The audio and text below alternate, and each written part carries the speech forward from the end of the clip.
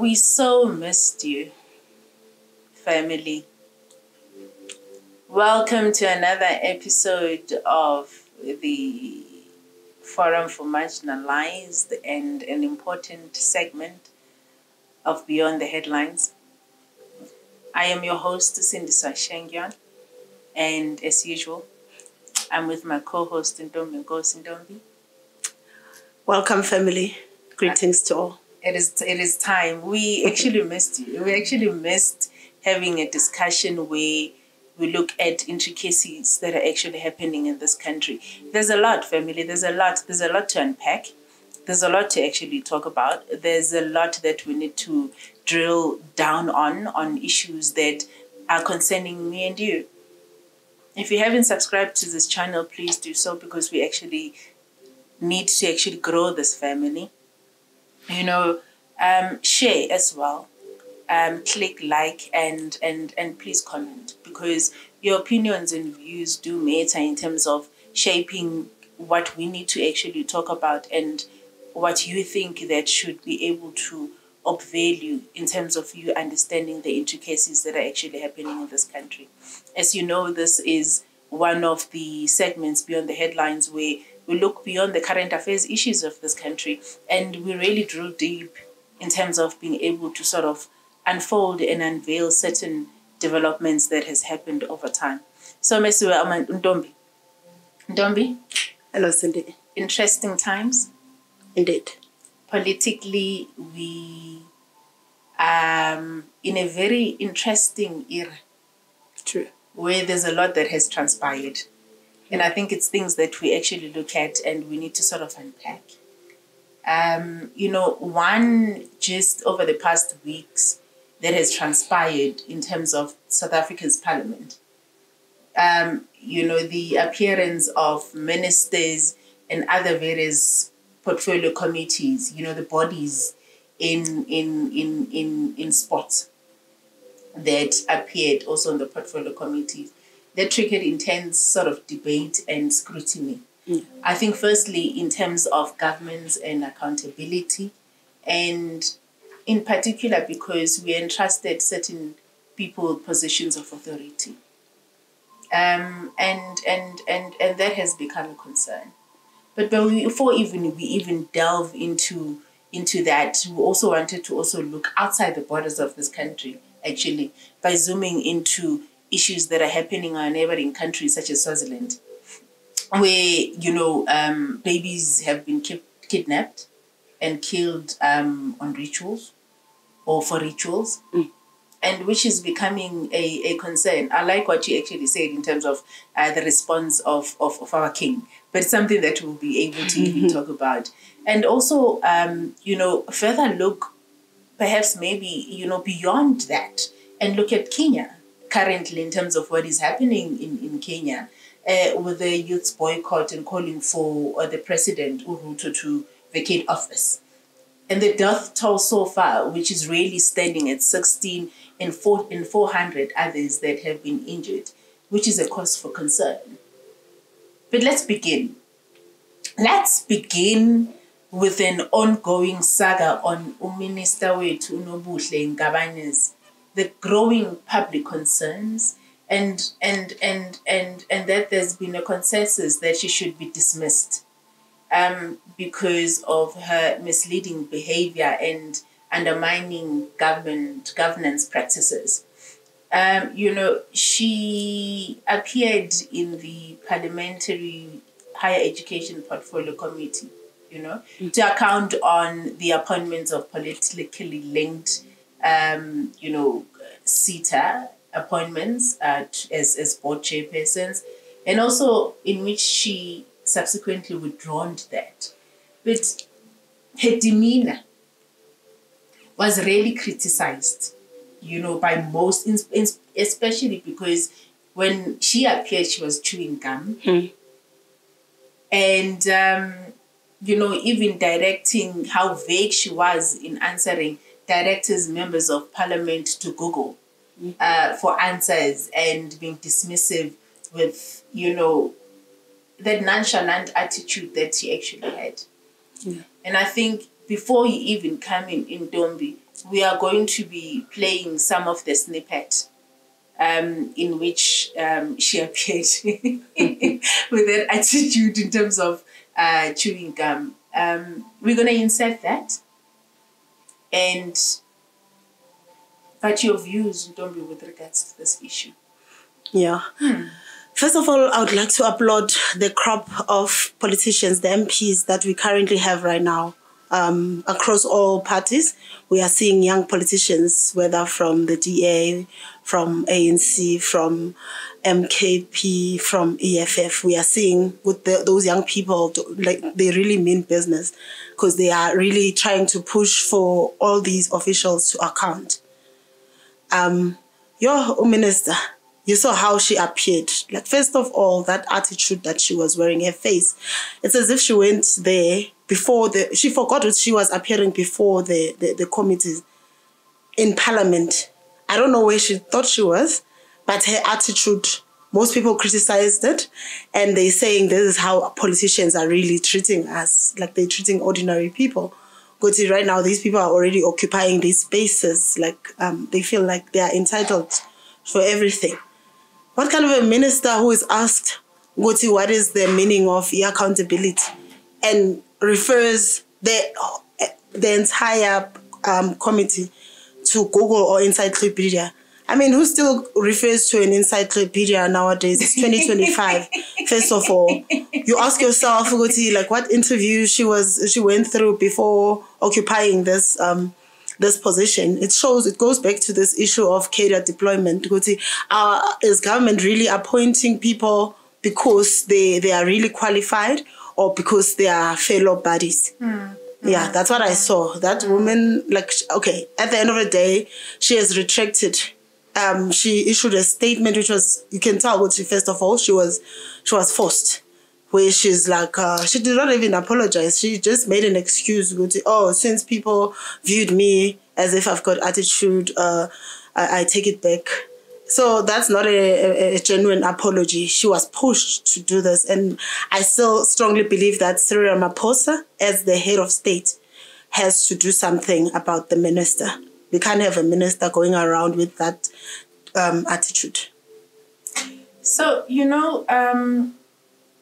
you're correct, because after receiving so much backlash, she had to now, remember she spoke about a panelist that was responsible in terms of being able to assist in the selection or the criteria thereof of those that was appointed as SETA board chairpersons. Yeah.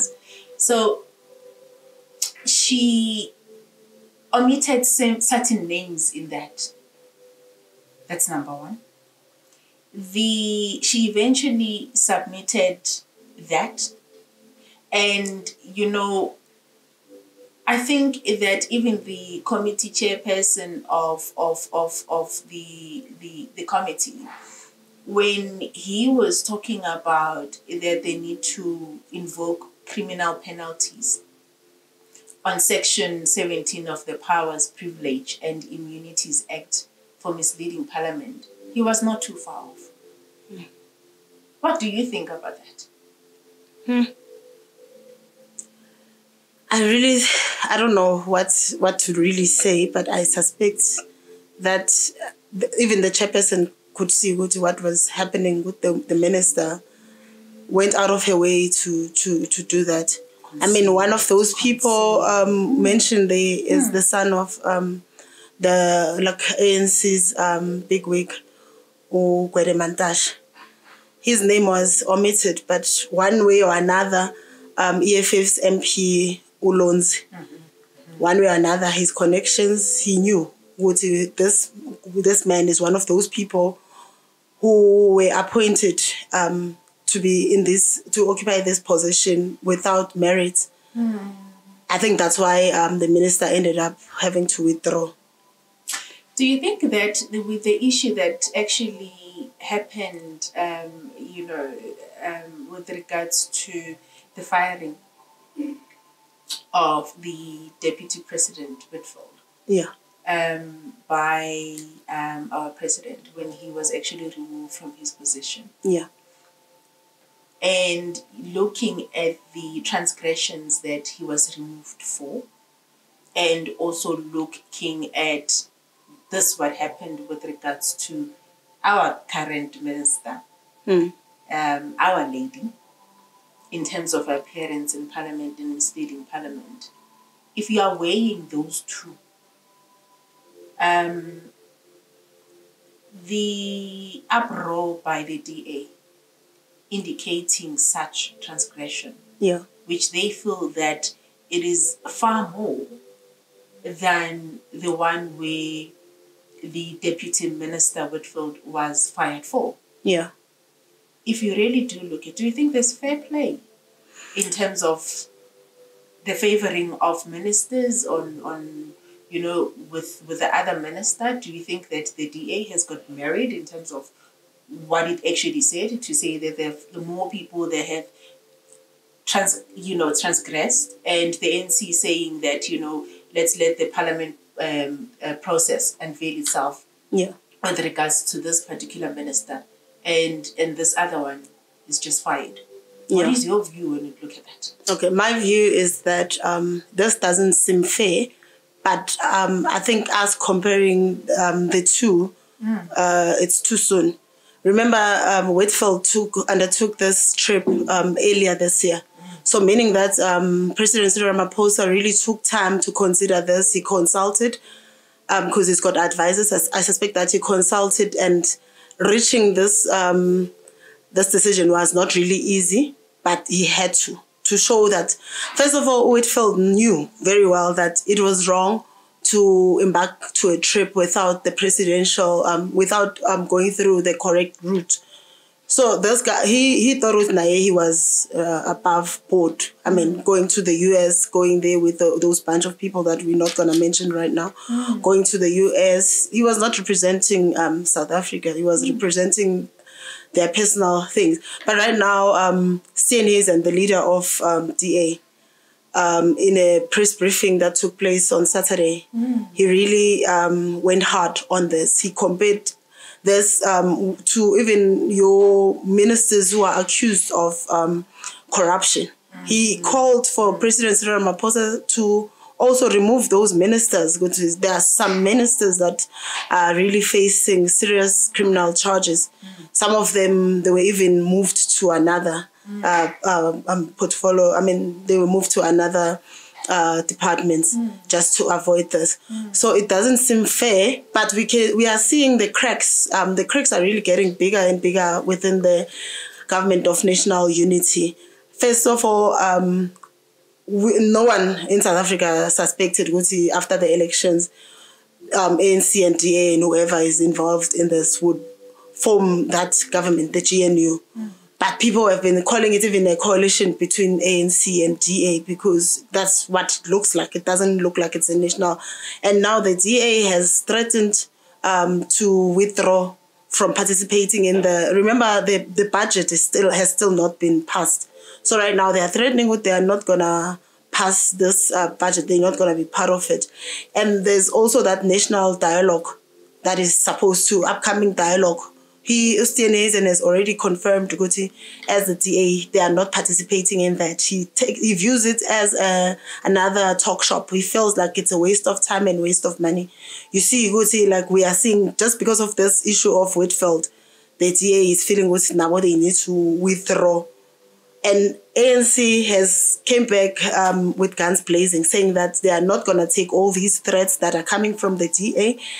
They said if the DA is withdrawing from participating in the budget, they will also do the same when it comes to where there's DA ministers. You see right now it becomes a cat and mouse, but at the end of the day, the economy is at stake. Because without the budget, we're still using the budget from the previous year, which is running out, or it has run out. I'm not really sure. We're sitting on a time bomb because of egos. Yeah. That's what I'll say for now. It's very interesting because you know, as it is going to unfold, in terms of what's going to happen, I think the tit for tat process that is finding itself in our political sphere is concerning, because whatever decisions that are actually being made there have become more about party politics more than serving the interest of the country. True. And most of those things, like not passing the budget and calling that you're not going to do that, it's going to affect me and you. True. It's going to affect service delivery. It's going to affect a whole lot of things that are supposed to happen, because at the end, the budget consists of the money, is taxpayers' money. It is our money. Mm-hmm. And there are laws with regards to them putting party politics into it has got an impact in terms of us being able to receive the service that we need to actually receive from government. Mm. But actually, let's actually look at how it unfolds, and see how it's going to pan out. But Ntombi, it is concerning that we are in this era where people have even said that the government of national unity is a farce. And a whole lot of people are now starting to gravitate towards that. But anyways, let's move right ahead. Okay. The appearance of various sporting bodies before the Portfolio Committee on Sports, Arts and Culture, and to account on governance issues and finances. Athletics South Africa.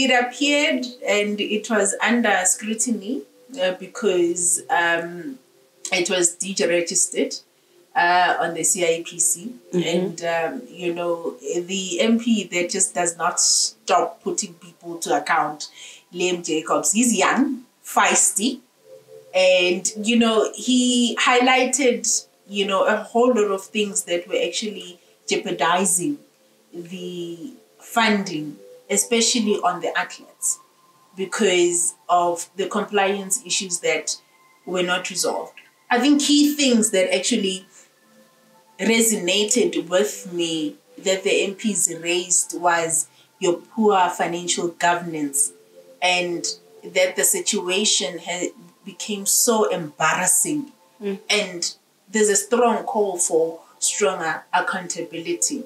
We'll take a brief look at this particular issue before Ntombi comes at, in particular, in terms of accountability and what the money was actually used for. Ntombi, that part, can we explore that part? I could not understand for the life of me. Hey, the credit cards. Before we even get there, Ule Jacobs, like you mentioned, has crossed the floors. When he was the MP questioning the specific committees, he was still wearing the cap of DA. He has crossed the floor, and now he has joined the Patriotic Alliance, which is led by Katie McKenzie, who's the current Minister of Sports. Getting right along. Very, very, very, very interesting. That is coming. Our analysis in terms of exactly that is actually coming. Crossing the floor. I think the fact that he actually crossed the floor. I actually wondered, by the way, before we even move, I know you said, let's get right now. But I was wondering that, the way he played an instrumental role, I think for some time, I applaud him. I applaud him that we, as South Africans, we as citizens, were able to actually see a young man stand up and fighting for what is right. True. And drilling down on issues that pertains to governance and accountability. And being able to sort of highlight certain things, when you look at financials of a particular sporting body or financials of a particular institution.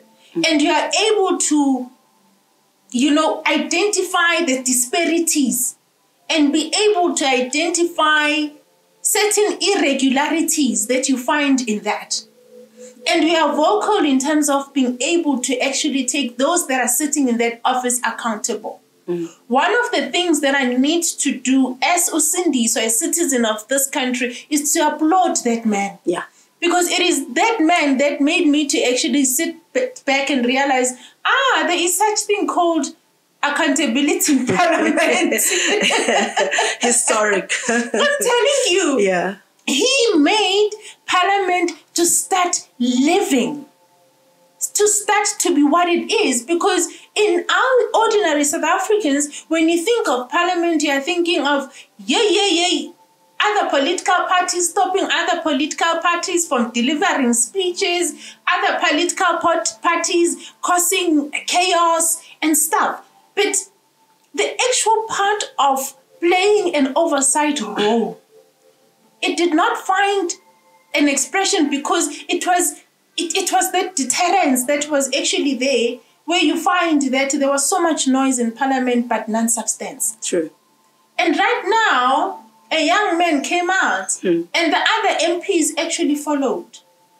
And I'm quite happy. I must actually say that about him. Him jumping ship is another one.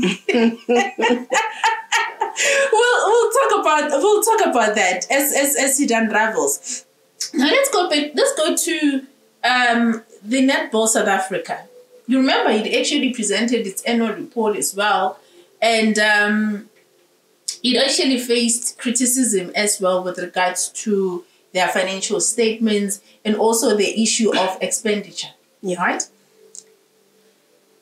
I was so perturbed by the fact that there's 119,000 at the time on influencer payment that could not be justified.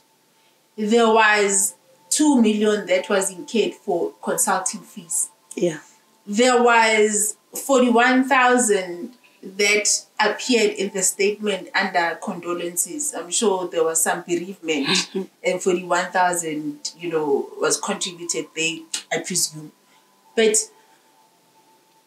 the grant from government that equates to 90 million cannot be justified. It wasn't fully audited.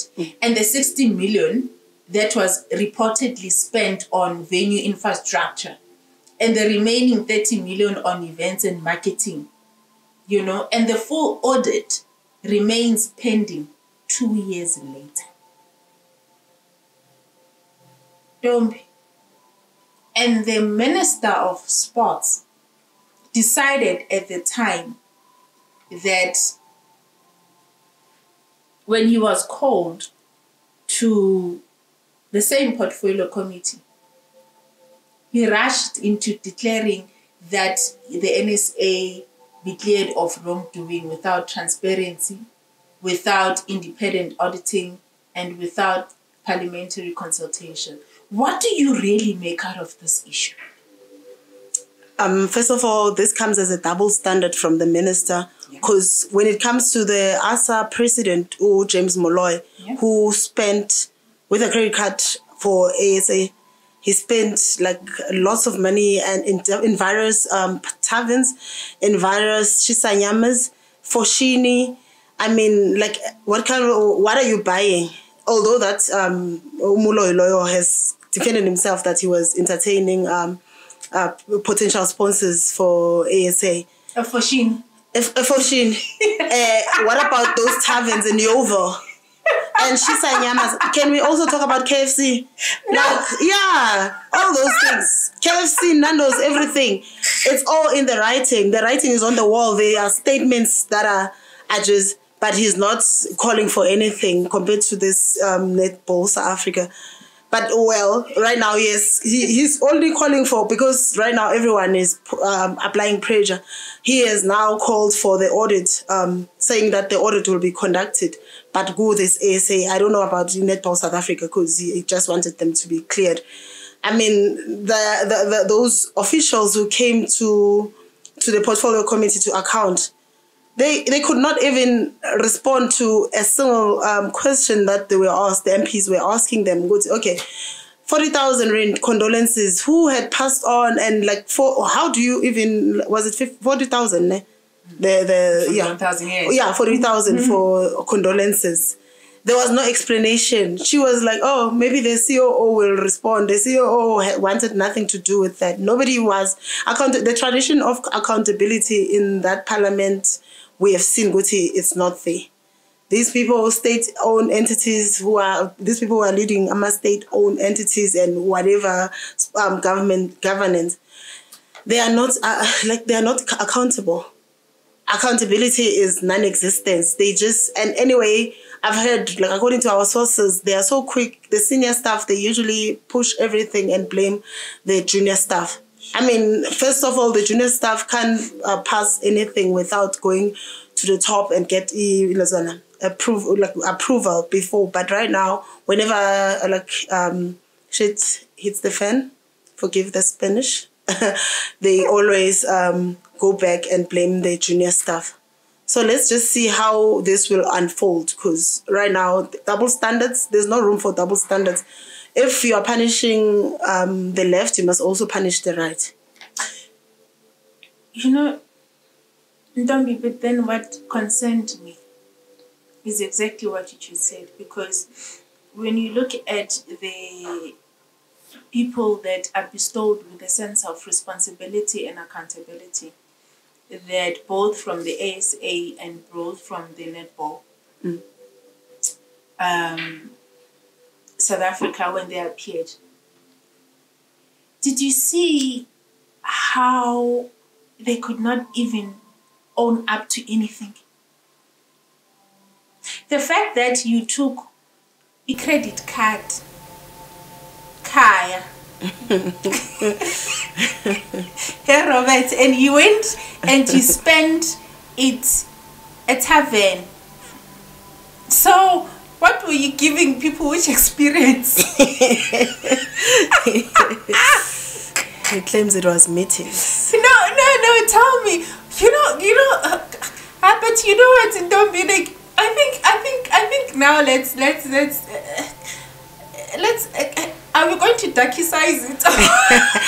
No, that time is over. We can't darkicize no, we can't. Because I cannot for the life of me understand that when he was using it for Itaveni and for Shini and stuff and is unable to really justify it, what you are saying.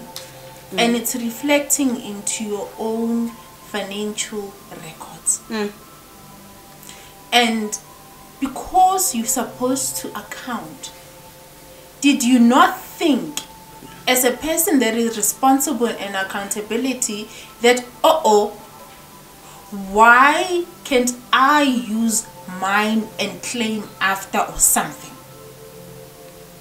Because if you're going to be using a credit card that is meant for other responsibilities of those particular organizations and you are using it for such, something has to happen in your mind. And the day you're called to account, you know exactly what is it that you have done. But number two, the money that is being spent on such things is money that is supposed to be developing. True. It is money that is supposed to be going towards the role of those organizations, what they serve to do. Yeah. Because they've got a constituency. And those people are robbed of that service simply because now you are looking at people that have got their own self-serving interest. I said it. Self-serving. Because of people that are in power and positions of authority and using state money, our money, for self-serving interest. To add to that, remember there was a team of athletes that was supposed to travel to Peru. They failed. ASA simply said they did not have the money. Imagine, as an athlete, you can't go to represent your country, because first of all, athletes, the moment they wear the green and gold, they know what they're going to to be representing all of us, and like everyone fought for the South Africa that we have right now. Those athletes failed to go to Peru because ASA said there was no money. Right now we're seeing money being spent at taverns. What is that? Some athletes, even those fortunate ones, they reach to their own pockets to go and compete on behalf of South Africa. Is that the life we want? Yeah. But you know, I don't be man. Safa. South African Football Association appearance as well, to actually account on the financials, on governance issues. My goodness, that actually was a serious cause for concern, because even with what has happened with regards to Banyana boycotting, it was a result of declaring, you know, the truth that SAFA is in serious financial distress, and with their liabilities outweighing their assets, and they are now struggling to even attract sponsors and manage coach salaries. Utatu Johnny Jordan Kosem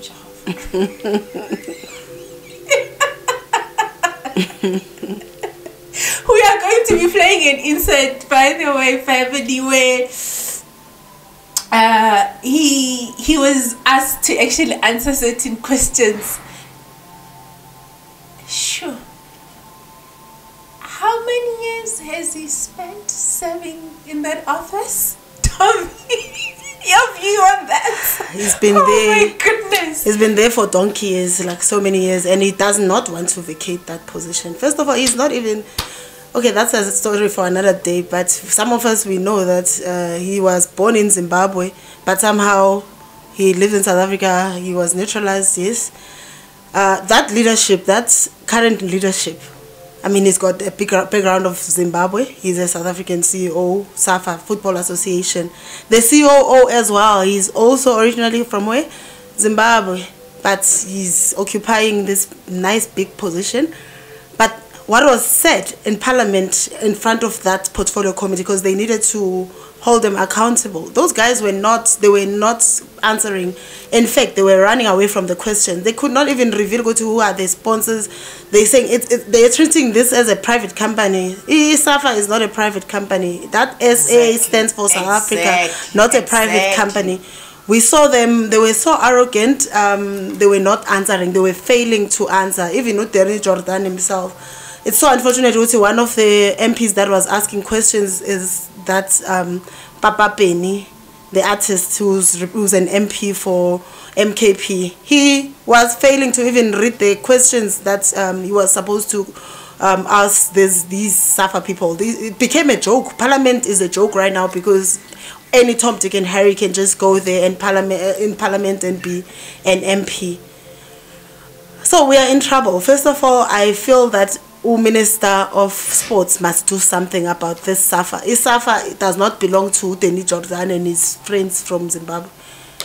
Sorry about that, but we are not trying to sound like these people are. First of all, like these positions like this, they should be reserved for South Africans.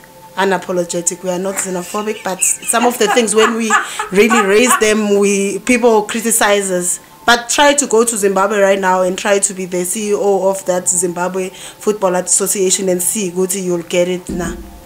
Anyway. So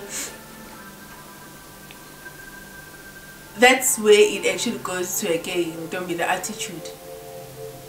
The attitude where when you are made to account, you feel as if you are being ambushed. You appear agitated. You are running away from responsibility. And just that, in terms of where SAFA is. The issue of also, you can't even blame those girls, our ladies, that are supposed to, that were not paid are supposed to once again, be there to represent the country. And you are there as SAFA and you are spending money on things that you cannot account for. We'll see, because the MPs have expressed that SAFA needs to have a clear turnaround plan. That would look at revenue generation, that would look at sponsorship acquisition, and be fair on remuneration. That's another issue, Dolly, that we need to discuss as well, because the disparity between Bafana Bafana and Banyana Banyana, it's something that is, I'm a woman, Dolly. Yes. There's another debate around it, because South Africa is a bit divided with regards to that, indicating that, it depends on, the demand.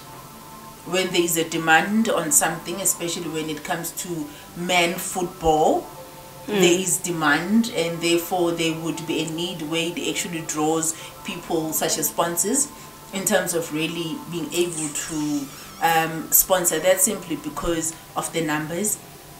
And the Banyana one as well.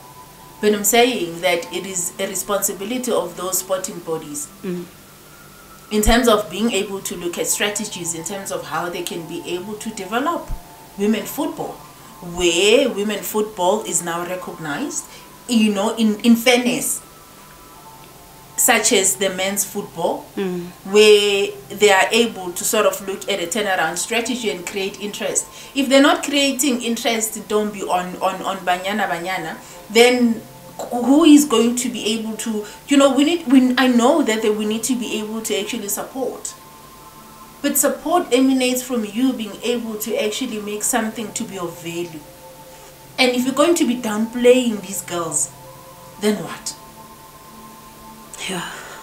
And they are not asking for a favor. They worked hard. Those are defending champions currently in Africa. They are not, like, this is not a favor. They are deserving to get. And the other funny thing, which is really sad, the bonuses that these guys give themselves, these SAFA officials, they give themselves nice bonuses. We saw just last month, the Amajita, like those young ones, under 20, they won the whole, is it AFCON, the African Cup, but at that particular level. It turns out that the coach is earning less than 50K. They said before the parliament, the COO could not reveal how much is this guy earning, but he said just over 30,000 and well under 50. A person who has brought like a silverware. We hardly see a silverware when the big national team is playing, and that's Hugo, the one who's a national coach. He's earning millions. We are not seeing a silverware. We almost win all the time. We come second best. We are not winners, but people who are really bringing trophies, they are earning ridiculous amounts of money. It goes back to the issue that you alluded to with the remuneration. It needs to be, there's a need, an urgent need. Like these people need to be motivated. You can't be winning and just be left like that. And now they are just getting bonuses and getting nice houses and nice cars. So, moving right along, as you have indicated. So let's look at the Standing Committee of Public on Public Accounts. But I think one thing that stood out from all those that were called to account to SCOPA was the issue of the Road Accident Fund, its appearance on SCOPA, and the suspension of its CEO, Collins Litswano, and the events that actually transpired thereafter. You know, the issue that there is this call for a full-scale inquiry into the Road Accident Fund, an investigation to probe allegations of financial mismanagement, of wasteful spending, of withholding misleading information, and irregular procurement of contracts worth over 1 billion. And that, you know, there are terms of reference that will be established by the committee in terms of really looking at the hearings. But the CEO that was placed under precautionary suspension his appearance during the scope, what do you make out of it? That man, first of all, he revealed before that parliament, he revealed that RAF, the Road Accident Fund, is a 48 billion economy. He highlighted that there is capture. You have to toe the line. If you're not captured or towing the line, they do away with you. This man, he also spoke about the legal firms and big companies such as Discovery. He's the one who mentioned it. So before the parliament. So we are not making this one up. Collins went there and told them what he was not aware that Discovery Medical Aid was getting money out of RAF. He says he learned that after one woman who had an accident and was supposed to get money, came running and crying to him, saying that the money that was paid was supposed to be for me, it went to Discovery. So he found out go to Discovery, they approach people, it's allegations. They approach people, then they get lawyers and they go to court. Meaning that whenever they get claims from RAF, right now they are going to court. So meaning when the money comes, still Discovery still gets a slice in that cake. Versus what is supposed to be happening. If a person get an accident and they get that money must go straight to the individual to help that individual. But somehow big companies, he mentioned a number of insurance companies and how the legal people, officials are really affecting this RAF. He also revealed that there is corruption. If you are not part of e-corruption, if you want to end e-corruption, you have to be part of it. He also revealed that his life is in danger. His life has always been in danger. There was a time where, before his suspension, they tried to take away the protectors. Sure. Luzwalo confirmed that he did not ask to be the CEO at RAF, and his kids did not ask for that. Only because he asked for the armored car, because there's been several hits against him. But right now, he says there was a time when it was announced that he's suspended, some of the assets, he has to take them back. He says he's not taking them back. The kids, they still have to be protected. They still have to have protectors. He has to have protectors because there was a time where an H1 came to that office where he's operating in Pretoria. Someone, I don't know, gave them an intel that some of them, they stay until very late when they work. That H1 was carrying men, were carrying rifles. Unfortunately, or fortunately for him, he was not there. He says another time he had to be evacuated at a stadium during a football match where there are guys from a taxi association. He confirmed that with some guys from a taxi association, they were calling for his head because obviously the reason he went before this parliamentary thing is because of the transport department. So he says there was a hit, some Nkabis wanted to kill him and he had to be protected. So his life is in danger. He says corruption is there. If you don't toe the line, they sideline you. Some of them, he mentioned even some people who tried to get his position, who failed, and now they are against him. They're sabotaging him. He mentioned them. I don't think we'll play a clip where he's just expressing himself about what has happened. It's very concerning, and I'm not saying that perhaps maybe he's still the CEO, although he's suspended. Yeah. As much as perhaps maybe there were certain things that happened in his tenure that were wrong with regards to the Road Accident Fund, what he just revealed, it is something that has been there. And I can imagine that he has been fighting the fight for quite some time and holding a certain turf. Although I'm not going to vindicate him of certain things perhaps that has transpired because he has to be accountable. Yes. But he is not far off with regards to what is happening at RAF. And the things that are happening where there is money involved, there's bound to be such things that happen to those that are seen to be a threat. And those that are seen to be blocking some organizations or some individuals from looting. There are organizations that are there that have come out, and especially those that have organized themselves into associations, representing lawyers, representing those ones and representing these ones, indicating that yes, RAF is full of corruption and it's full of that and it's full of that, and the CEO needs to take accountability and the board and whatever it is. But forgetting that it is their same members that have contributed to where the road accident fund is. And the people that are marginalized in the process are those that are supposed to be given or getting those monies from what has happened tragically to them.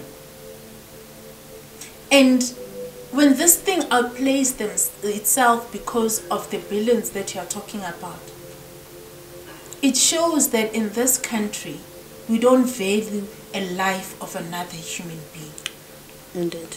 Because had we valued a life of another human being, we would have been thinking that instead of robbing Untombi, who cannot be able to walk because of an accident and is supposed to be surviving out of that money that she or he is supposed to be getting from the road accident fund, you rob that person of that. It talks into your moral fiber as a person. And for me, it is exactly that. It is that there could be fights that are happening in boardrooms, but do we sit down and think of the impact that that has to Untombi and Usindi, who are depending on that money to survive? That is the question that has to be answered. And until as South Africans we get to a point, or as people we get to a point where we do realize where we are able to think, where we're in the midst of us being into butter, maybe things would be different in this country. But it also goes back to just another issue that we just needed to highlight, just quickly, just brushing it through. But I don't know whether brushing it through is the right term. The dismissal of 3 head of departments by Gauteng government over failed lifestyle audits. It talks to exactly the same thing that I was talking about just now. It's interconnecting, right? All of this, yeah. How do you now have 37% of audited senior officials that were flagged in Gauteng for high risk of failing to comply with certain things, and that lifestyle audit that looks at how you live? Above Vev. Above Vev, about time on walk. Above Vev. I mean, that's how we do it. We get very excited. We get very excited, right? Yeah. I don't. You know, I don't know where we actually lose it, because there's a forensic report that was issued by the SIU on exactly in Gauteng, and that uncovered irregular expenditure, ghost employees, the procurement, the fraud that is in there, and the abuse of state resources. And that actually led to this lifestyle audit being conducted throughout the Gauteng government. And jolly me, somebody who very verve. What is it? You and that? First of all, these officials, they don't take the citizens serious, because one of the things when you come into office, you have to really declare. If you've got a company, you declare, go to this is company A, this is I'm conducting business with government or not. And another thing, you're not supposed to be doing business if you are already like an official. Sure. So most of these people, they end up not declaring, but they living it up. Like you said, which they live their lavish lifestyle. You see them traveling, they having taking their slave queens all over the world, Maldives, you name it, drinking expensive booze and everything. But at the end of the day, the taxpayers' monies are at stake. And I'm happy that Panyaza Lesufi has finally taken or revealed this, because for the past plus minus 5-6 years, the DA in Gauteng provincial government has been pushing that lifestyle audit on all officials must be made, and must be made official. And the reports have been made. This SIU report is one of many reports, but this one, I think it stands out because of, look at the amount of money that has been spent in conducting that specific thing. So we're hoping, I'm hoping that we'll see more of these, and heads must really roll. They must not reward them by taking them from point A to another department, because that's what's been happening. If an official is found to be on the wrong, they usually just move them to the next department. You're referring to our president. But that is what is happening. I'm just throwing it out there. And right Catch it if you can. you know that. And right now they're saying with the Auditor General also having a report. So only now, like, they are really pushing, and Upayaza revealed supply chain and financial personnel. They are also going to be audited. They are next to be audited. So they're trying to root out this product, this what do you call it? It's a disease that is called corruption. It's a scourge. It is scourge of it is quite sad. Yes, but you know, let's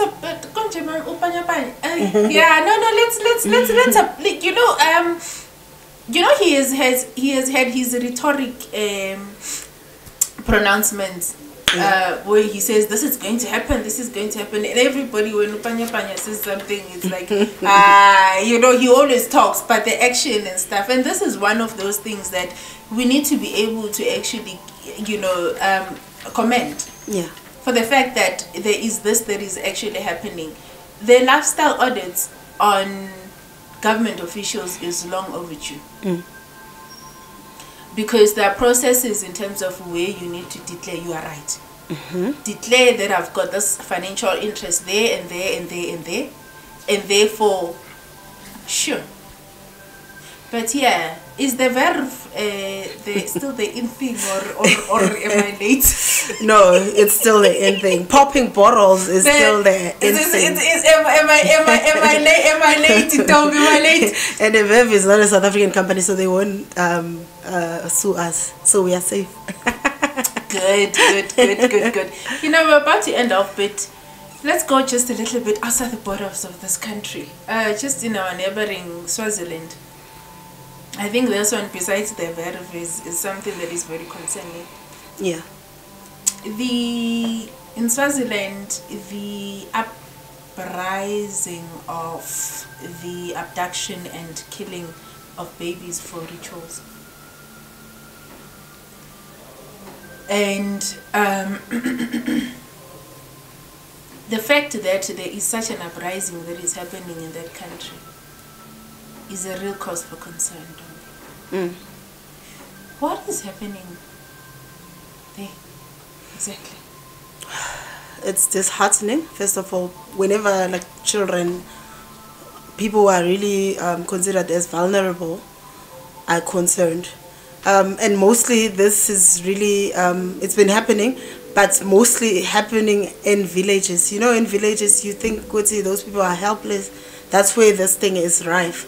Because a number of children have been abducted, and it is reported that in most cases they find out, if the bodies are found, they find out some body parts are missing. So the Royal ESwatini police are investigating a number of cases of similar cases, including the case of Defezile, an 8-year-old who went missing earlier this year. Defezile is an innocent young girl from from ASA Guduma area. It's one of the villages in Swaziland. Okay. So she was abducted. She went missing. She was never found. Guess where the investigation led the Royal ESwatini Police, South Africa, KZN. What? Yes. So the intel, according to the police, they are investigating. They went as far as KZN because they found out that the suspects might be, I don't know if they're hiding or they are originally from KZN, but it still forms part of an investigation. So Utifezile is one of many other young children who have been abducted. There's one journalist that we are in talks with as FMI. That journalist confirmed that there are reports that most people who are doing these rituals are foreign nationals, but like I cannot confirm. We cannot confirm. That's what he said. It's reports. Just like here in South Africa, when we see cases of like some bizarre cases of high crime, abduction, kidnapping, we know, we have proven. We are not again saying that it's our view. We have seen in court people going to court. Most of the time, it's foreigners who are being arrested in connection with all these arrests, including involving kidnappings. So last month, King Mswati called for a prayer. King Mswati III, speaking during the Shembe Sabbath service in a royal residence. He called for unity. He called for he called for people to come together and pray against what he called an evil deed, this thing of abduction of children and killing of children.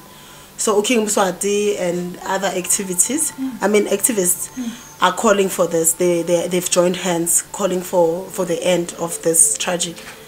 So hopefully it'll end. We never know, but we are praying that it ends. It is quite interesting if you look at the call that was actually made by King Mswati and the fact that there's civil organizations that perhaps from an ideological point of view we're not seeing each other because of how they feel about the monarchy, by the way. And that had always called for certain changes within that country, how such an issue has made them to sort of come together. But the fact that they actually came together in such tragic incidences that are actually happening in this country. Sorry, man, in Swaziland. But you are neighbors, like part of us. You are neighbors, anyways. Yeah. It says a lot, because remember also in South Africa we had such issues before. Yeah. And we're still having such issues before. Yeah. It's just that now it has just gone outside, a little bit outside this border, and has gone into Swaziland, where things that we are sort of interlinked and interrelated in certain things, and that this issue has just gone there. And like here, perceptions on certain formations or certain people being involved in those heinous crimes is quite concerning. But it's an issue that we still need to talk about. It's an issue that we still need to unravel. It is an issue that we still need to drill deep on. It's an issue that we still need to discuss. But it also takes us in terms of our just a departure point with regards to Kenya. What is happening to Kenya, and with the youth calling for president to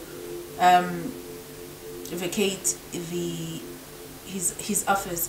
My goodness, how old is he now? The Kenyan president? I'm not sure about William Ruto, but he's still fairly young compared to the likes of Museveni, who are 8 years old and still want to go for another term.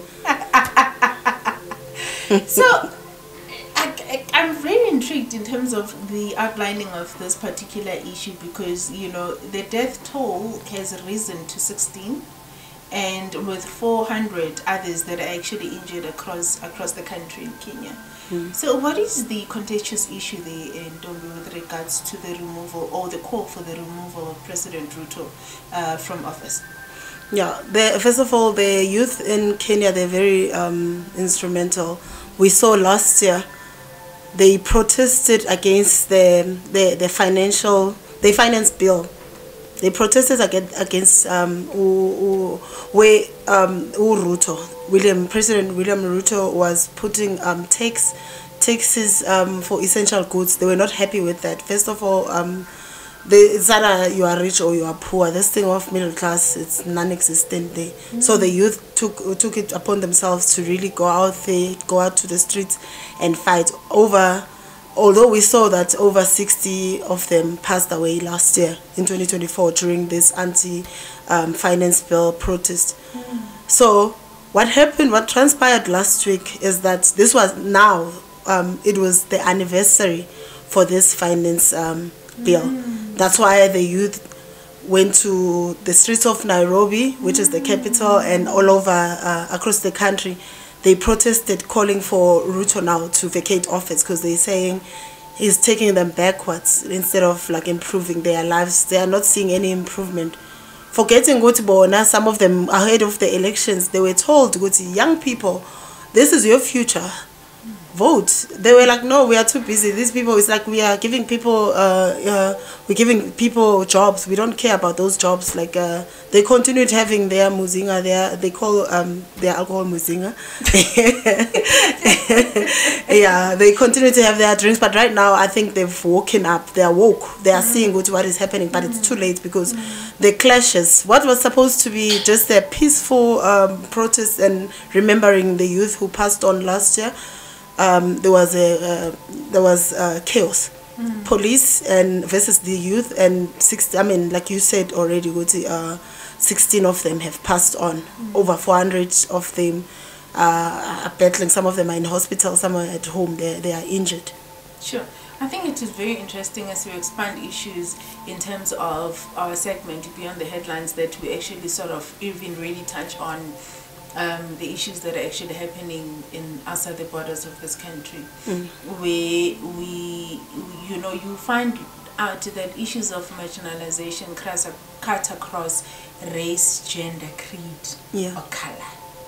You know, that we are all fighting for the same cause, and we are all the fact that the youth of Kenya has decided to unite and to be able to stand up, it should also be a lesson of the youth of this country. You know, that we cannot sit back. Did you hear me saying we cannot? You're still youth. I'm giving away my age. You're still youth. just a little bit up. You know, what is the age? Robert, oh my goodness. The big youth. Just a big one. Just a little bit. Just a number. Just one number. Yeah, well. But women don't give away their ages. But anyways, so...